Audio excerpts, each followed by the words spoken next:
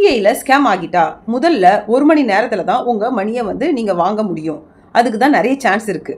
உடனே உங்கள் பேங்க்கோட கஸ்டமர் கேருக்கு கால் பண்ணி நீங்கள் உங்கள் டிரான்சாக்ஷனை வந்து ஃப்ரீஸ் ஆர் பிளாக் பண்ண சொல்லுங்கள். நேஷனல் சைபர் கிரைம் ஹெல்ப்லைனில் 1930க்கு கால் பண்ணி உங்கள் கம்ப்ளைண்ட்டை ரைஸ் பண்ணுங்கள். இல்லாட்டா cybercrime.gov.in கம்ப்ளைண்ட்டை அரைஸ் பண்ணுங்கள், கம்ப்ளைண்ட் ஃபைல் பண்ணுங்கள். அதில் வந்து அந்த வெப்சைட்டில் உங்களோட கம்ப்ளைண்ட்டை ஃபைல் பண்ணுங்கள்.